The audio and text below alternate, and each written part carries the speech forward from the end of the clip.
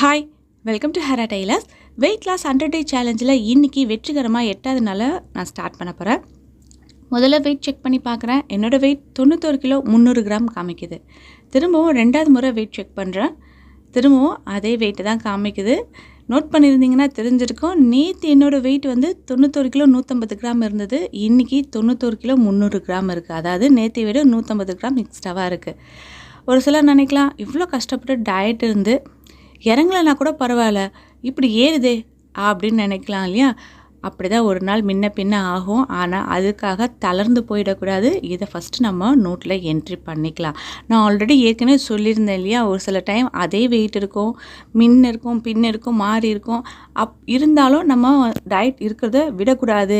ஏன்னா நிறைய பேர் இது மாதிரி வந்துச்சுன்னா, ஐயோ வேண்டாம், இவ்வளோ கஷ்டப்பட்டு டயட் இருந்து நான் வந்து எக்ஸ்ட்ராவாக ஏறுவேனா, நம்ம விட்டுட்டு போகலாமே அப்படின்னு நினைக்கக்கூடியவங்க நிறைய பேர் இருப்பாங்க. அதனால் அதெல்லாம் நினைக்காதீங்க, இதை கண்டினியூ பண்ணலாம்.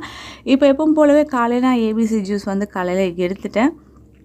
மதியம் வந்து பார்த்திங்கன்னா என்னோடய லஞ்சுக்கு நான் எடுத்துருக்கிறது மூக்கடலை, வேர்க்கடலை, அதுக்கப்புறம் வந்து கார்ன்.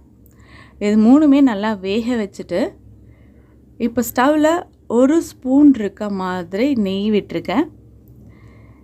விட்டுட்டு வேக வச்ச மூக்கடலை, வேர்க்கடலை, கார்னை போட்டு கொஞ்சமாக உப்பு, கொஞ்சமாக சில்லி பவுடர் போட்டிருக்கேன்.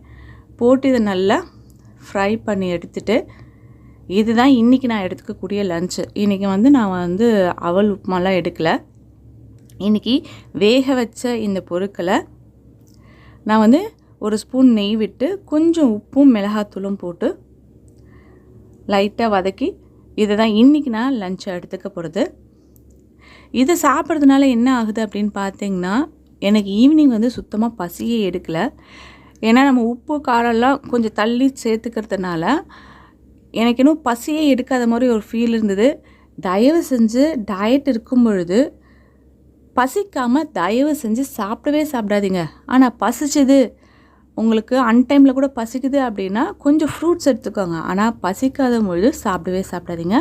அதே மாதிரி தான் நான் ஈவினிங் வந்து சாப்பிடலை. அதோட நைட்டு எப்பவும் போல் ஜீரக தண்ணி குடித்து என்னோடய டயட்டை இன்றைக்கி நான் முடிச்சிருக்கேன்.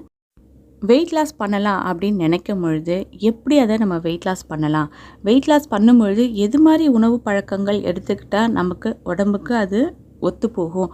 ஒரு சிலருக்கு ஒத்துக்கக்கூடிய பொருள் ஒரு சிலருக்கு அது ஒத்துக்காமல் இருக்கும். அப்போ அவங்க எது மாதிரி பிளானை மாற்றிக்கலாம் அப்படின்ற எல்லா தகவல்களும் ஹாப்பிமா சேனலில் தொடர்ந்து நான் போட்டுட்ருக்கேன். நீங்கள் சேனலை தொடர்ந்து பாருங்கள். அந்த சேனலோட லிங்க் கீழே டிஸ்கிரிப்ஷன் பாக்ஸில் கொடுக்குறேன்.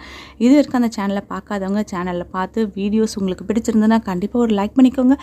சப்ஸ்கிரைப் பண்ணாத வியூவர்ஸ் சப்ஸ்கிரைப் பண்ணி பக்கத்தில் இருக்க அந்த பெல் ஐக்கானை கிளிக் பண்ணிங்கன்னா ஃப்யூச்சரில் இது மாதிரி போடக்கூடிய எல்லா வீடியோஸோட நோட்டிஃபிகேஷனும் உங்களுக்கு உடனுக்குடனே கிடைக்கும்.